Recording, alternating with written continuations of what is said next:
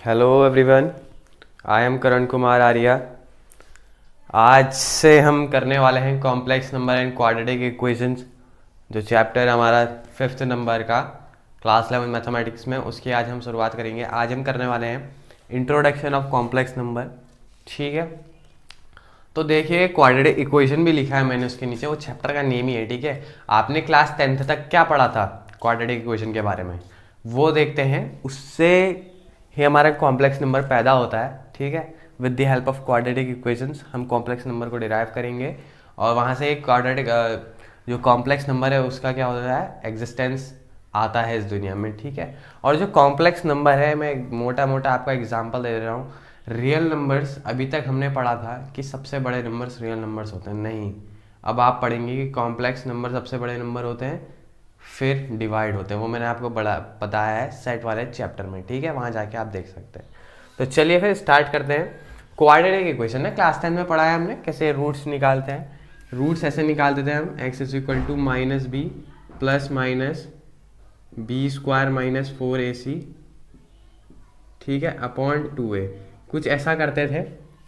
ठीक है, ये डिस्क्रिमिनेंट होता है। ठीक है, क्या बी स्क्वायर माइनस 4ac। अगर जो d है, जो हमारा डिस्क्रिमिनेंट है, इसकी 3 पॉसिबिलिटीज़ बनती थी कि अगर ये जो d है वो 0 से बड़ा निकला, d इज़ ग्रेटर देन 0, तो दैट मीन ये पॉजिटिव होगा। और पॉजिटिव में क्या देते हैं, 2 रियल रूट्स निकलते थे। याद है, क्लास 10th में ही पढ़ा है। ठीक है, अगर d इक्वल टू 0 आता था, बी स्क्वायर माइनस 4ac का यदि वैल्यू इक्वल टू 0 आता था, तो दैट मीन्स क्या होता था, इक्वल रूट्स होते थे। निकलते थे कि निकलते थे इक्वल रूट्स? ठीक हो गया। अगर d स्मॉलर देन 0 यानी कि नेगेटिव में आती थी d की वैल्यू, ठीक है, तो क्या होता था, रूट्स नॉट एग्जिस्ट। मतलब जिस क्वाड्रेटिक इक्वेशन का डिस्क्रिमिनेंट 0 से छोटा यानी कि माइनस पे आ गया, उसके रूट्स क्या होते थे, नहीं निकलते थे, रूट नॉट एग्जिस्ट। ठीक है, इतना हमने क्या था पढ़ा था, कब तक, क्लास 10th में। बट अब जो ये तीसरा है, डिस्क्रिमिनेंट इज ग्रेटर देन 0, नहीं स्मॉलर देन 0 वाला, थर्ड वाला, अब इसमें रूट्स निकलना शुरू हो जाएंगे, और यहाँ से हमारा क्या होता है, पैदा होता है कॉम्प्लेक्स नंबर। ये जैसे कि मैं आपको एक एग्जाम्पल देता हूँ। ठीक है, एग्जाम्पल क्या है, एनसीईआरटी का एग्जाम्पल है बहुत बढ़िया सा, कि देखिए x square plus 1 is equal to 0, if that is a quadratic equation, तो x square is equal to -1, तो x is equal to root -1 ना। ठीक, तो रूट के अंदर यदि माइनस की वैल्यू आ जाती है, ये देखो बी स्क्वायर माइनस 4ac, अगर मैं यहाँ पुट करूंगा तो मैंने कब कहा कि d इज स्मॉलर देन 0 के लिए ही कॉम्प्लेक्स नंबर आया था। ठीक, तो अगर मैं बी स्क्वायर माइनस 4ac को यहाँ ले जाऊं तो ये कोई नेगेटिव वैल्यू देगा। नेगेटिव वैल्यू के बाद हम क्या करते थे, क्लास 10 में लिख देते थे नीचे से do not exist real roots. ठीक, तो देखिए अब निकलना स्टार्ट। देखो x is equal to root -1 आ रहा है यहाँ पर। ठीक है, आगे से +1 प्लस माइनस लगा देते हैं क्योंकि रूट प्लस माइनस रहता है। ठीक है, अब देखिए कक्षा 10 तक आपने पढ़ा था कि रूट के अंदर माइनस वैल्यू पॉसिबल नहीं होती थी, बट क्लास 11 में, ये क्लास 10th में आप क्या लिखते थे, यहाँ पर क्लास 10th की बात कर रहे हैं हम, आप लिखते थे रूट्स नॉट एग्जिस्ट, बट अब आप इसमें क्या लिख देंगे पता है आपको, x is equal to I, x is equal to I, where i is what, where i is imaginary number. What, i कुछ नहीं है, i की वैल्यू क्या होती है पता आपको, रूट -1। ठीक, i की वैल्यू होती है क्या, रूट -1। और देखिए रूट -1 की जगह मैं i लिख सकता था, बिल्कुल लिख सकता था। तो देखिए अब क्लास 11 में हमने क्या पढ़ा कि रूट के अंदर माइनस वैल्यू भी पॉजिटिव है, तो x is equal to I, where i is imaginary number. और इसको आप प्रोनाउंस कैसे करेंगे पता, आयोटा, आई को पढ़ते हैं आप आयोटा, प्रोनाउंसिएशन है। ठीक है, इसकी जहां पर भी आई आएगा, अब से आप आई नहीं पढ़ेंगे, क्या पढ़ेंगे उसे, आयोटा पढ़ेंगे। ठीक हो गया, ठीक है। और देख सकते हैं आप यहाँ पर, अब देखते हैं तो कॉम्प्लेक्स नंबर क्या है। ठीक है, तो इमेजिनरी नंबर है, root -1 is a imaginary number. Root -1 के को हटा के हम क्या लिख सकते हैं, आई लिख सकते हैं। ठीक हो गया, इतना समझ में आया, क्लियर है। स्क्रीनशॉट करना तो नहीं है, नहीं करना होगा। तो देखिए आप, जो कॉम्प्लेक्स नंबर होता है उसको हम डिनोट करते हैं बाई z, जो रहता है a प्लस आई बी की फॉर्म पे। That is the standard form of what, complex number. ठीक है, इतना समझ में आया, इतना क्लियर है कि z को डिनोट किया जाता है कॉम्प्लेक्स नंबर के लिए, और z की जो स्टैंडर्ड फॉर्म होती है वो क्या होती है, a प्लस आई बी, जहाँ पर जो a और b हैं, यहाँ पर जो a और b हैं वो क्या है, रियल नंबर्स है। ठीक है, क्या है, रियल नंबर्स। ठीक है, a और b क्या है, रियल नंबर्स, और i क्या है, एक इमेजिनरी नंबर। ठीक है, i क्या है, एक इमेजिनरी नंबर है। ठीक हो गया, आया होगा यहाँ पर तक। ठीक, तो हमने अभी तक क्या पढ़ा कि जो ये है आपकी एक standard form of complex number, z कहते हैं जिसे। a क्या है, रियल नंबर्स, b भी रियल नंबर्स है, और i क्या है इसमें, इमेजिनरी नंबर। ठीक, इतना आया। अब देखो, इसको मैं रेस कर रहा हूँ। ठीक हो गया, हमने कहा कि z is equal to a plus I B. अब देखो इसमें a वाला पार्ट है ना, आप इसको दिखाएंगे आर ई जेड से। आर ई जेड को आप प्रोनाउंस करेंगे कैसे, real part of complex number. ठीक है, अब इसके रिगार्डिंग आपको क्वेश्चन भी कराए जाएंगे।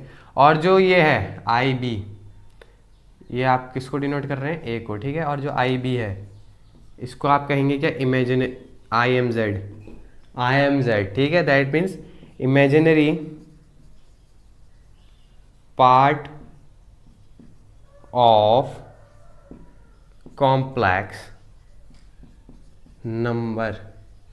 देखो देखो देखो, अभी आप बच्चे यहाँ पर कंफ्यूज हो जाते हैं ना। देखो मैंने यहाँ पर बताया कि ए और बी रियल नंबर होंगे, ठीक है, आई इमेजिनरी नंबर होगा। अभी आप क्या कहेंगे, सर यहाँ आई बी तो आपने इमेजिनरी नंबर लिखा है। देखो आई और बी का कॉम्बिनेशन इमेजिनरी है, लेकिन जो बी अकेला है ना वो रियल नंबर है। ठीक है, समझ में आया होगा, बिल्कुल समझ में आया होगा। ठीक है, तो देखो इतना पढ़ लिया हमने। दैट मीन्स अगर मैं यहाँ पर कुछ वैल्यू रखूँ, जैसे कि मैंने रखा z is equal to 3 plus 2i। अगर मैं आपसे इसमें पूछूं कि आर ई जेड क्या है, अगर मैं आपसे पूछूं that what is R E Z, question mark, and what is I am Z, question mark, तो आप पता मेरे को आंसर क्या दोगे, आर ई जेड की जगह लिख दोगे आप 3। ठीक है, और इमेजिनरी जेड की जगह लिख दोगे आप 2। ठीक, समझ में आया, आया होगा। आई नहीं लिखते हैं, आई का कोफिशिएंट लिखते हैं। ठीक है, आई एक वेरिएबल है, उसका कोफिशिएंट 2 है, 2 लिखेंगे इमेजिनरी जेड में। ठीक है, इतना समझ में आया, बिल्कुल क्लिक किया होगा जहां तक है। ठीक हो गया। और देखिए और चीजें हैं, कई सारी चीजें वैसे तो कॉम्प्लेक्स नंबर पे, फिर भी हम आपको कुछ ना कुछ बताते हुए चलेंगे। ठीक हो गया, देखो अगर z is equal to 0 plus 3 iota, ठीक है, क्या है 0 प्लस 3 आयोटा, मैंने बताया था ना कि आई को आयोटा प्रोनाउंसिएशन करना है आपको। ठीक हो गया, तो जहां पर ऐसे लिखो कि जहां पर रियल पार्ट यानी कि आर ई जेड, देखो आर ई जेड 0 है कि नहीं है, आर ई जेड 0 है।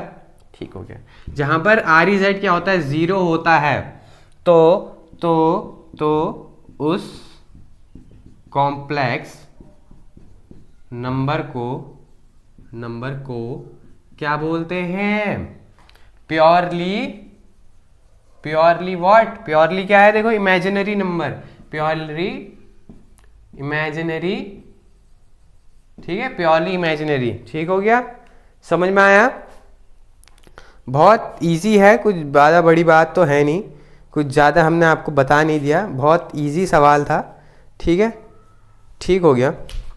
अब देखिए, यदि अगर मैं इमेजिनरी पार्ट जो है उसको 0 रख दूं, तो जैसे कि z is equal to 3 plus 0i, तो यहां पर मैं इसको क्या कह दूंगा, इस कॉम्प्लेक्स नंबर को, कि प्योरली क्या है, ये प्योरली ये है प्योरली रियल है ये। ठीक है, वो प्योरली इमेजिनरी था, ये प्योरली क्या है, रियल कॉम्प्लेक्स नंबर है। ठीक हो गया। जहां पर एक कॉम्प्लेक्स नंबर पे रियल REZ 0 होता है तो उस कॉम्प्लेक्स नंबर को प्योरली इमेजिनरी कॉम्प्लेक्स नंबर कहते हैं, और जिस कॉम्प्लेक्स नंबर पे इमेजिनरी पार्ट 0 यानी कि IMZ 0 होता है तो उसको हम क्या कहते हैं, प्योरली रियल कॉम्प्लेक्स नंबर। आया समझ में? आया? ये दिख नहीं रहा है, इसको यहाँ पर प्योरली रियल लिखा है, ठीक है, वो क्या है, प्योरली रियल लिखा गया है। ठीक हो गया, इतना समझ में आया होगा ना? बिल्कुल। अगर मैं आपको 2-3 क्वेश्चन दूं, जैसे कि 3 लिखा है, z = 3, तो एक क्या ऐसा है, क्या ये प्योरली है, प्योरली इमेजिनरी है, प्योरली रियल कॉम्प्लेक्स नंबर है? मैंने क्या कहा था? देखो हमें 3 दिख रहा है, कोई आयोटा वाला नहीं दिख रहा ना, तो that mean iota, that mean imaginary. तो इमेजिनरी पार्ट 0 होने पर हम उस कॉम्प्लेक्स नंबर को क्या कहते हैं? अरे अभी तो बताया, प्योरली रियल नंबर। ठीक है, तो क्या है, प्योरली रियल। अगर मैं इसको ऐसे लिख दूं z = क्योंकि हम इस पे क्या लिख सकते हैं, 0i लिख सकते हैं भाई, लिख सकते हैं। अगर मैं एक कॉम्प्लेक्स नंबर ऐसे लिख दूं कि 5i, तो इसको क्या कहेंगे आप? इस कॉम्प्लेक्स नंबर को आप कह देंगे प्योरली इमेजिनरी, क्योंकि रियल पार्ट क्या है, 0। ठीक है, आप इसको ऐसे भी तो लिख सकते हैं, रियल पार्ट 0 है और इमेजिनरी पार्ट कुछ है, REZ 0 है, तो उस कॉम्प्लेक्स नंबर को क्या कहते हैं हम? Imaginary, purely imaginary complex number. ठीक है, इतना आया होगा, बिल्कुल आया होगा, क्लिक क्या होगा माइंड पे। अब देखते हैं, वैसे अलजेब्रा में तो कुछ है नहीं, प्रॉपर्टीज हैं, और प्रॉपर्टीज हमने सेट में भी पढ़ी हुई हैं। ठीक है, कि commutative property and associative property. ठीक हो गया, तो देखते हैं अब। ठीक है, 2 इक्वल कॉम्प्लेक्स नंबर, कि आप दो किसी भी इक्वल कॉम्प्लेक्स नंबर को, नहीं, किसी भी कॉम्प्लेक्स नंबर को, दो कॉम्प्लेक्स नंबर को आप इक्वल कब कहेंगे? जैसे कि देखो, एक Z1 है, a + IB, ये एक पहला कॉम्प्लेक्स नंबर है, और एक दूसरा कॉम्प्लेक्स नंबर है C + ID। ठीक है, ये दो कॉम्प्लेक्स नंबर हैं, आप इनको इक्वल कब कह दोगे? जब A = C होगा या C = A होगा, इसका वाइस वर्सा, या B = D होगा या D = B होगा, तब आप Z1 = Z2 कह दोगे। जब ये होगा तब Z1 = Z2 होगा। आप कहोगे कि सिर्फ I = IB तो होना चाहिए, I तो कांस्टेंट टर्म है बेटा, आयोटा का वो क्या होता है मान, √-1, वो तो कांस्टेंट है। ठीक है, अभी आयोटा की डिफरेंट वैल्यूज पढ़ेंगे, तभी कह रहा हूँ इस वीडियो को अंत तक देखिए। ठीक है, बहुत नॉलेज मिलने वाली है आज आपको complex number and quadratic equation के बारे में। तो इतना समझ में आया कि किसी भी 2 कॉम्प्लेक्स नंबर को आप इक्वल कब कहोगे? जब उसका रियल पार्ट दूसरे कॉम्प्लेक्स नंबर के रियल पार्ट से इक्वल होगा, जब उसका इमेजिनरी पार्ट दूसरे कॉम्प्लेक्स नंबर के इमेजिनरी पार्ट के इक्वल होगा, या इनका वाइस वर्सा भी, A = C या C = A, B = D या D = B। ठीक है, इतना समझ में आया? तो करिए इसका स्क्रीनशॉट। अब पढ़ते हैं अलजेब्रा ऑफ कॉम्प्लेक्स नंबर। तो चलिए अब बात करते हैं अलजेब्रा ऑफ कॉम्प्लेक्स नंबर पे, कि कॉम्प्लेक्स नंबर की जो अलजेब्रा है, जैसे कि मल्टीप्लिकेशन, डिवीजन, एडिशन और सब्ट्रैक्शन आप कैसे करेंगे बिटवीन 2 कॉम्प्लेक्स नंबर्स। ठीक है, तो सबसे पहला क्या है हमारा, एडिशन का ना। तो जैसे कि अगर मैं 2 कॉम्प्लेक्स नंबर को लेट करूं, Z1 = what, A + IB, and Z2 = what, C + ID। ठीक है, 2 कॉम्प्लेक्स नंबर है, बस ऐड कर दो, Z1 + Z2, नॉर्मल अलजेब्रा लगनी है। देखो क्या हो जाएगा, रुक जाइए, Z1 + Z2 = देखो A + IB + C + ID। ठीक है, ये है।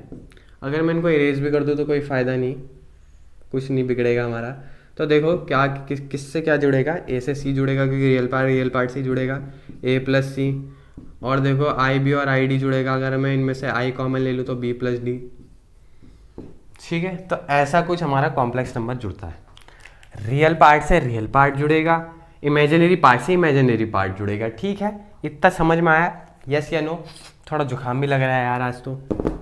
ठीक है, तो देखिए यहाँ से हम पहली प्रॉपर्टी निकालेंगे। ठीक है, पहली प्रॉपर्टी को क्या कहते हैं हम, ये लिख देता हूँ मैं आपके लिए, द क्लाउजर लॉ। ठीक है, फर्स्ट एडिशन की है द क्लाउजर लॉ, यही है स्पेलिंग, क्या यू नहीं आएगा और सब सही है। द क्लाउजर लॉ प्रॉपर्टी, ठीक है, ये प्रॉपर्टी या लॉ कह लो, कुछ भी कह लो। तो ये क्या कहता है, जब हम Z1 और Z2 को जोड़ते हैं तो हमें दो कॉम्प्लेक्स नंबर को जोड़ने के बाद हमें तीसरा कॉम्प्लेक्स नंबर मिलता है साहब। देखो एक कॉम्प्लेक्स नंबर था, दूसरा कॉम्प्लेक्स नंबर था, हमें तीसरा कॉम्प्लेक्स नंबर भी मिलेगा जब Z1 Z2 को जोड़ेंगे। देखो A+C, ये क्या हो गया, एक ये REZ हो गया, और ये क्या हो गया, देखो IMZ हो गया, क्योंकि I के साथ आ रहा है। तो जब भी कॉम्प्लेक्स नंबर किसे कहते हैं, जैसे Z3 मान लो, इसको कॉम्प्लेक्स नंबर किसे कहते हैं, इसमें रियल पार्ट हो और इमेजिनरी पार्ट हो, दोनों पार्ट इसमें है। तो दैट मीन्स क्लॉजर लॉ क्या कहता है कि जब भी हम Z1 प्लस Z2 को जोड़ेंगे तो वो बिलोंग्स करेगा किसी अनदर कॉम्प्लेक्स नंबर से, ठीक है। Z1 plus Z2 is belongs to Z, यानी कि कॉम्प्लेक्स नंबर को ही बिलोंग्स करेगा वो। जब भी Z1 और Z2 को जोड़ोगे तो वो किसको बिलोंग करेगा, कॉम्प्लेक्स नंबर को, ठीक है फ्रेंड्स। आया इतना, बिल्कुल आया होगा, ठीक। तो देखिए क्लॉजर लॉ हो चुका है। अब सेकंड लॉ कराते हैं, पहले मैं अपना डस्टर ढूंढ लूँ, ठीक है। सेकंड क्या है, आपने पढ़ा हुआ है वो, ये थोड़ा खराब है यार, दूसरा लेके आते हैं, ठीक है। तो देखिए सेकंड प्रॉपर्टी पढ़ते हैं अब हम, वो उतार लिया था ना आपने, नोट डाउन कर लेना, ठीक है। दूसरी क्या हमारी, कम्यूटेटिव लॉ या प्रॉपर्टी कह लो। तो कम्यूटेटिव लॉ आपने सेट चैप्टर में पढ़ा है बहुत ही प्यार तरीके से। कम्यूटेटिव लॉ यानी कि उल्टा पुल्टा, यानी कि Z1 plus Z2 is equal to Z2 plus Z1। बहुत ही ईजी है। यदि आप दो किसी भी संख्याओं को ले लो, उनको जोड़ो, जैसे कि 4 plus 3 is equal to what, 3 plus 4 हो सकता है भाई, हो सकता है कि नहीं हो सकता, ये भी तो एक कॉम्प्लेक्स नंबर है। क्या 4 कॉम्प्लेक्स नंबर नहीं है, बिल्कुल है। 4 को अभी ले लो, 0i है कि नहीं है। हर एक नंबर ऑफ कॉम्प्लेक्स नंबर के तरह सोचो, जैसे कि कोई आपको कहे कि 4010, ठीक, तो वो एक कॉम्प्लेक्स नंबर है। कैसे, पीछे से 0i लगा दो, प्लस 0i, कोई बिगड़ रहा है तुम्हारा, तो वो कौन सा कॉम्प्लेक्स नंबर बन जाएगा, वो बन जाएगा आपका प्योरली रियल कॉम्प्लेक्स नंबर, क्योंकि इसमें इमेजिनरी पार्ट क्या है, 0 है, ठीक है। तो देखो मैंने कॉम्प्लेक्स नंबर लिए हैं और उन दोनों को जोड़ दिया है, 4 प्लस 3 प्लस 4 के बराबर आता है। तो यस, ये कम्यूटेटिव लॉ को फॉलो करता है, ठीक है। Complex number is always follow the commutative law. बस अब तीसरा देखो, तीसरा क्या कहता है, एसोसिएटिव लॉ, ठीक है। एसोसिएटिव लॉ कुछ नहीं कहता, वो ये कहता है कि Z1 plus Z2 plus Z3 को यदि जोड़ें तो Z1 plus Z2 plus Z3 के बराबर आएगा, लेकिन पहले एक बार में इन दोनों को जोड़ना है, फिर एक बार में इन दोनों को जोड़ना है। इसका एग्जांपल दिखा देते हैं, जैसे कि 2 प्लस 3 प्लस 4, एक बार इसमें ब्रैकेट लगा के जोड़ो, और एक बार Z1 के लिए 2 प्लस 3 प्लस 4, इन दोनों को जोड़ोगे तो जोड़ो, 5 प्लस 4 2 प्लस 7, 9 आ रहा है ना, ये भी तो कॉम्प्लेक्स नंबर ही है, ठीक है। तो क्या देखा हमने, एसोसिएटिव लॉ भी फॉलो करता है कौन, कॉम्प्लेक्स नंबर, ठीक है। कम्यूटेटिव लॉ को भी फॉलो करता है इन एडिशन में, ठीक है। सब्ट्रैक्शन में कुछ नहीं करेगा, सब्ट्रैक्शन में तो देख ही सकते हैं आप, ठीक है। अब क्या है, द एग्जिस्टेंस ऑफ आइडेंटिटी, ठीक है। तो ये जो है, वैसे तो ये इम्पॉर्टेंट नहीं है, फिर भी ये आपको अभी तक समझ में तो नहीं आई, बट रट सकते हो आप, वैसे क्वेश्चन में नहीं है। आइडेंटिटी वाली प्रॉपर्टी, ठीक है। आइडेंटिटी प्रॉपर्टी ये कहती है कि एक कॉम्प्लेक्स नंबर है, उसमें ऐसा क्या जोड़ें कि वही कॉम्प्लेक्स नंबर आ जाए। एक कॉम्प्लेक्स नंबर है, इसमें ऐसा कौन सा कॉम्प्लेक्स नंबर जोड़े कह रहा है कि वही कॉम्प्लेक्स नंबर मिल जाए। तो एक ऐसा कॉम्प्लेक्स नंबर होता है जिसको जोड़ के वही कॉम्प्लेक्स नंबर आ जाता है, वो होता है क्या, 0 प्लस 0i, ठीक है। समझ में आया? नहीं आया ना? तो देखो अगर z प्लस 0 करेंगे, अरे तुम ही देखो, खुद ही देखो, अगर 3 प्लस 0 करेंगे तो 3 ही तो मिलेगा, वैसे ही है सेम। z प्लस 0 करा, z ही मिला, तो आइडेंटिटी क्या हो गई? 0। ठीक है, 0 plus 0 I, is that complex number identity. ठीक आए समझ में? ठीक हो गया। अब क्या है इसका लास्ट प्रॉपर्टी है एडिशन की, वो है क्या? इनवर्स। क्या है? इनवर्स। कि ऐसा क्या करें, ऐसा क्या जोड़ें कि 0 मिल जाए, ऐसा क्या जोड़े जो कि क्या 0 मिल जाए हमें। सोचो सोचो, अरे सोचो, कुछ नहीं है यार। देखो ऐसा क्या करें कि 0 मिल जाए ना, तो z प्लस माइनस z, 0 मिल जाएगा। ये 0 वाला कॉम्प्लेक्स नंबर आना चाहिए। ऐसा एक कॉम्प्लेक्स नंबर है z, उस पर ऐसा क्या जोड़े भाई, क्या जोड़े हम कि हमें 0 मिल जाए। देखो 3 एक कॉम्प्लेक्स नंबर है, इसमें ऐसा क्या जोड़े कि हमें 0 मिल जाए। कुछ नहीं करो, -3 कर दो। 3 minus 3 is equal to what? 0। ठीक है, तो यहाँ पर -z is the inverse complex number for the addition. ठीक है, तो सारी प्रॉपर्टीज पढ़ ली हमने एडिशन की। सब्ट्रैक्शन पे ज्यादा कोई प्रॉपर्टीज है नहीं, बस आपको वहां देखना पड़ेगा कि क्लॉजर लॉ फॉलो करेगा वो, कम्यूटेटिव, एसोसिएटिव, आइडेंटिटी, ये कुछ नहीं लगने वाला उसमें। ठीक है, कुछ नहीं लगेगा, क्योंकि देखो ना आप एसोसिएटिव का, कम्यूटेटिव का देख लो, जैसे कि 3 माइनस 2 कभी 2 माइनस 3 के बराबर हुआ है? ये 1 है, ये -1 है, बहुत गैप है इसमें infinite numbers of real numbers आ जाएंगे, पता है आपको, 1 और -1 के बीच में। तो क्या समझते हैं आप कि ना वो कम्यूटेटिव लॉ फॉलो करेगा, ना ही एसोसिएटिव लॉ, आइडेंटिटी और इनवर्स को तो छोड़ो, मारो गोली। ठीक है, तो एडिशन हो गया, सब्ट्रैक्शन हमने मुंह जबानी कर लिया। अब बात करते हैं मल्टीप्लिकेशन की। Before then student pause the video to note it down. तो अब हम क्या पढ़ रहे हैं? अब हम पढ़ रहे हैं आपका मल्टीप्लिकेशन के लिए। ठीक है, it is for multiplication of 2 complex number. ठीक है, ऐसी वाली अलजेब्रा। तो देखो कि z is equal to a plus I B है, z is equal to a plus I D है। ठीक है, तो क्या है, z1 इंटू z2 करना है, तो क्या हो जाएगा, a plus I B into A plus I D. ठीक हो गया। अब देखो a से a स्क्वायर, a से I D I A D, ठीक, आई B into A plus I B ए, ठीक, आई बी प्लस आई स्क्वायर बी डी। ठीक है, आई स्क्वायर। ठीक है, एक मैं आपको अभी चीज बता रहा हूं, वो अभी आगे पढ़ेंगे। देखो आई की वैल्यू होती है √-1 और आई स्क्वायर की वैल्यू होती है -1, क्योंकि देखो आई स्क्वायर क्या होगा, आई इंटू आई स्क्वायर हुआ, तो √-1 इंटू √-1, तो रूट कट जाते हैं जब सेम इंटू होती तो -1 वैल्यू होगी। ठीक है, तो अभी इतना समझिए, अभी हम इस पर डिटेल पे जाएंगे। ठीक है, आयोटा की वैल्यूज पर। तो देखिए मैं आई स्क्वायर, तो ये क्या दे देगा, नेगेटिव दे देगा ना, तो प्लस का माइनस हो जाएगा।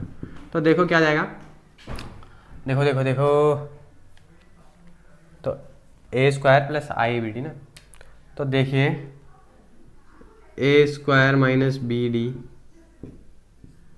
Plus I A D plus B है ना, ये है। देखो तो देखो एक रियल पार्ट है, ये इमेजिनरी पार्ट है, तो दैट मीन्स क्या, z1 into z2 is always belongs to what z।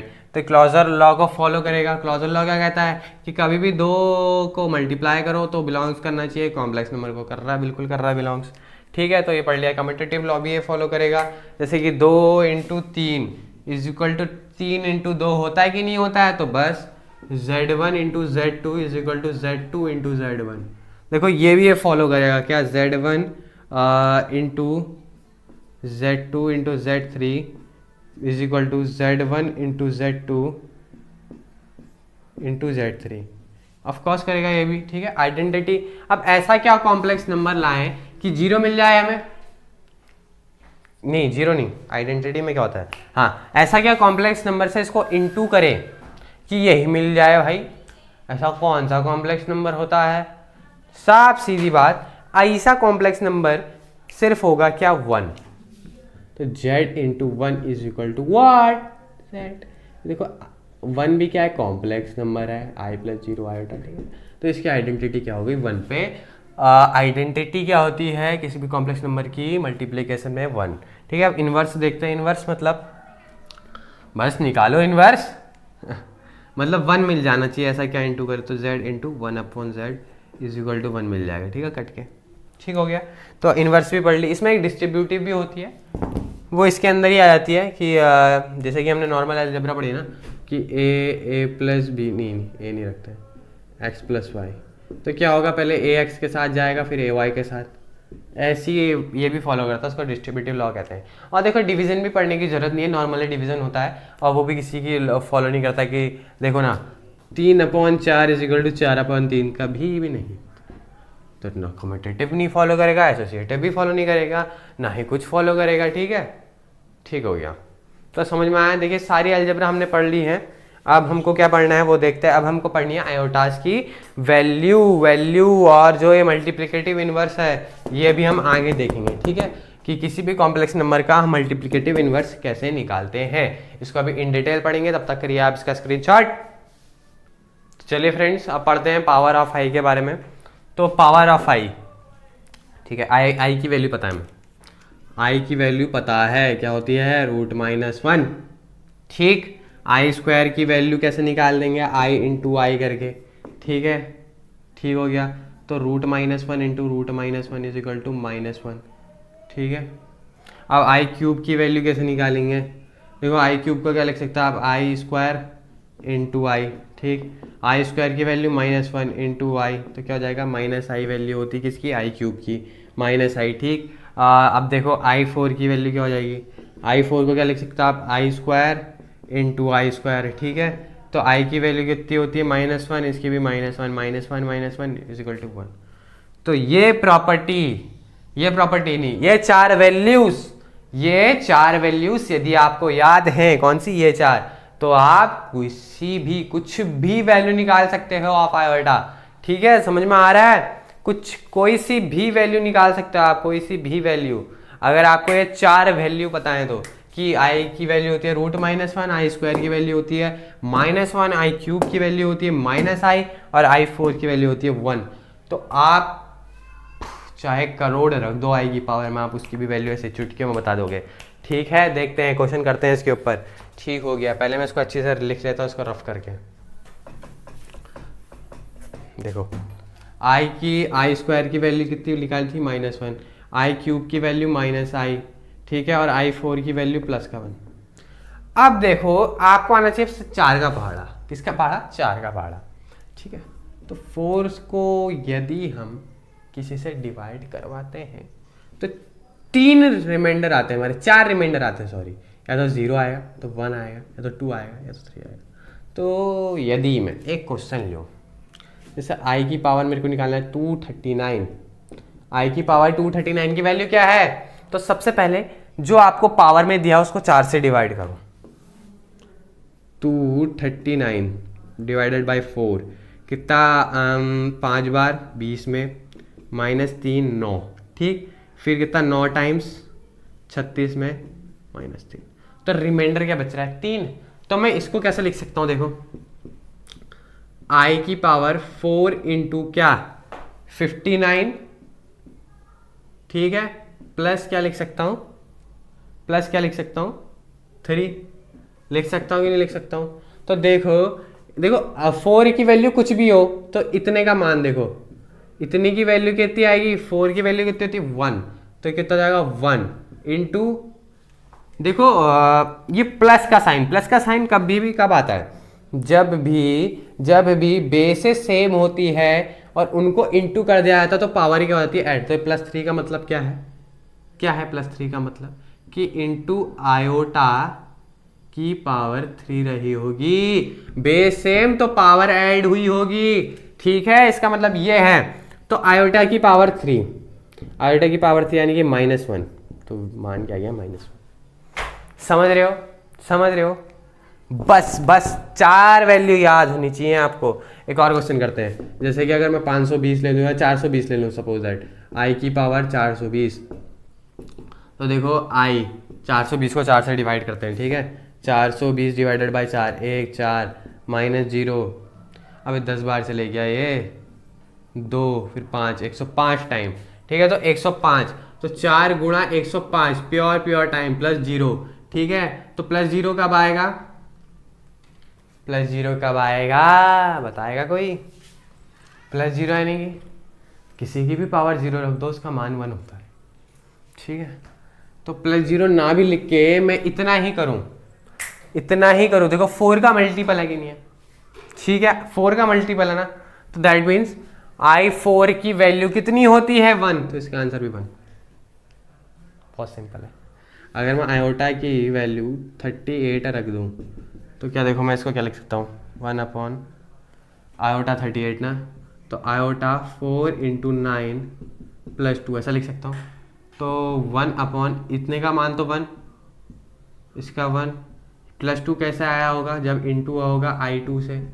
ठीक है, तो इंटू I2 का मान यानी कि -1, 1 अपॉन -1, अगर -1 दोनों तरफ से इंटू कर दो तो क्या आ जाएगा, -1।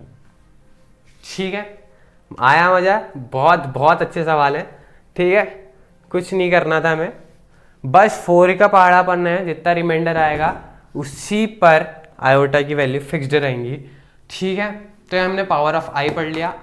अब हमें पढ़ना है सिर्फ एक टॉपिक और हमारा हो जाएगा कंप्लीट 5.1 का इंट्रोडक्शन। तो करिए इसका स्क्रीनशॉट।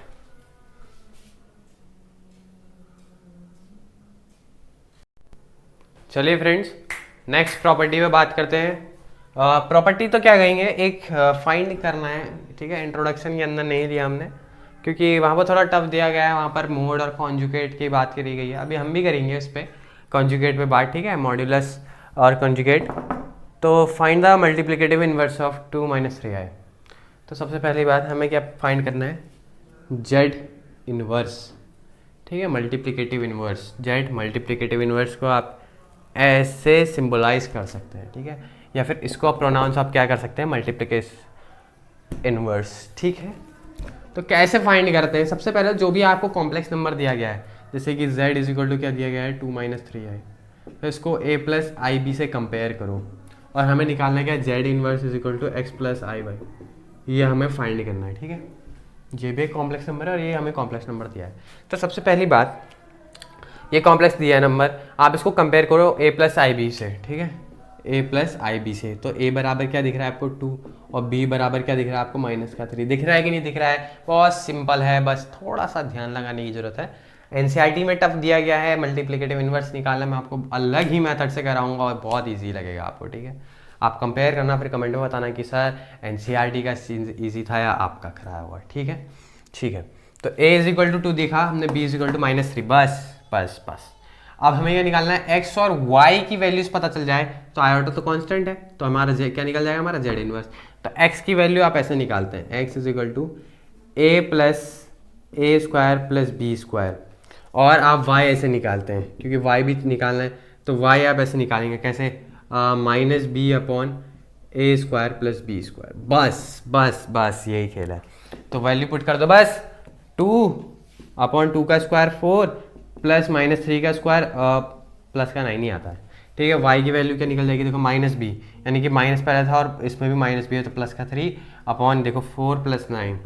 ठीक है, तो क्या आ गया, 2/13, 3/13। ठीक है, समझ में आ रहा है? आ रहा होगा, बस पुट कर दो बस। देखो x की वैल्यू कितनी आई, 2/13 प्लस आयोटा, इसकी वैल्यू 3/13। आया कि नहीं आया? आया, यही निकालना था। ठीक है, आए आप पीछे भी रख सकते हो और आगे भी रख सकते हो। ठीक है, तो इस कॉम्प्लेक्स नंबर का मल्टीप्लिकेटिव इनवर्स ऐसे निकालते हैं। ठीक है, देखो आपको कुछ नहीं करना पड़ता है, एक कॉम्प्लेक्स नंबर का दिया रहेगा उसको a + ib से कंपेयर करो, वहाँ से a की वैल्यू पुट निकालो और b की वैल्यू निकालो। फिर एक फॉर्मूला होता है z इनवर्स, आपको x + iy निकालना होता है, z इनवर्स। ठीक है, और x कैसे निकालते हैं हम, a/a² + b² से, y कैसे निकालते हैं -b/a² + b² से। अगर इसमें आप वैल्यू पुट करेंगे तो आपको मिल जाएगा, बस कहानी खत्म। अब पढ़ते हैं नेक्स्ट टॉपिक जो है हमारे conjugate. Before the student, video को पॉज करो और नोट करो। देखो अब पढ़ते हैं हम क्या, अच्छा ये इरेज नहीं किया हमने, कोई नहीं।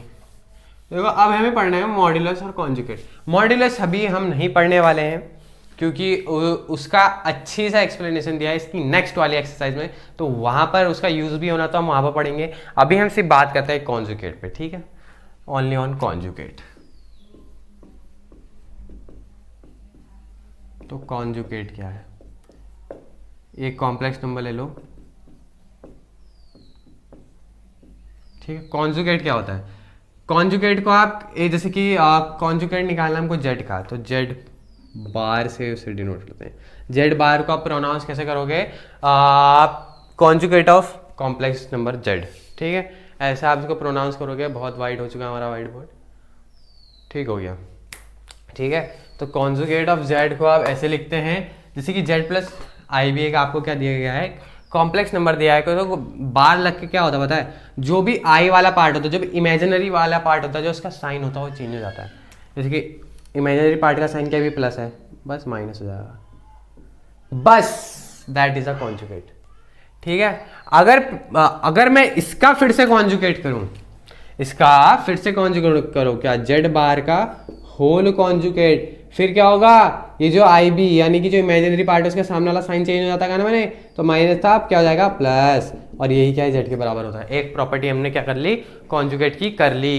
क्या है वो प्रॉपर्टी, वो प्रॉपर्टी है कि जेड बार का होल बार जेड के बराबर ही आता है। जैसे कि हम सेट वाले चैप्टर में देख रहे थे कि ए का कॉम्प्लीमेंट का whole complement is equal to A, वैसे ही सेम है कि जेड पे अगर 2 बार लगा दोगे तो जेड ही हो जाएगा, ठीक है।